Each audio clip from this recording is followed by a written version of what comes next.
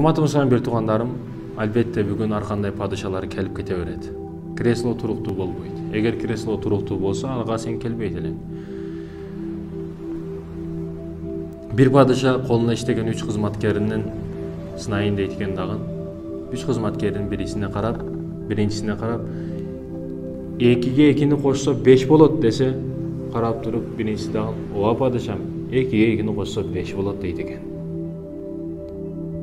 Анан экинчисине карап, 2-ге 2-ни кошсо 5 болот туурабы десе, "Ооба падышам, 2-ге 2-ни кошуп, дагы 1-ди кошпойсок 5 болот" дейт экен. Үчүнчүсүнө карап, 2-ге 2-ни кошсо 5 болот, чынбы десе, "Жок падышам. Кантип эле 5 болсун? Мүмкүн эмес андай нерсе" дейт. Эртеси күнү баары жумушка келиптир, бирок баягы 2-ге 2-ни кошсо 5 болбойт деген адам келбей калыптыр жумушка. Анын себебин сурашып, бир вазирин ортого коюшуп сураштырыптыр. Падышага барып сурач, эмне келбей калды бул деп.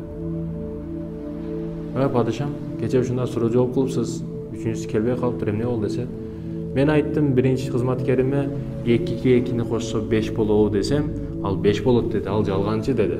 "Жалганчылыгын өзү дагы билет" деди. "Мындай адамдар мага керек" деди. Экинчисине карап туруп, 2-ге 2-ни кошсо 5 болот десем, "Ооба, 2-ге 2-ни кош, дагы 1-ди кошпойсок 5 болот" деди. Бул азыркы тил менен айтканда шустрый шарик. Чындыкты өзүнүн оо менен келтирип айтат.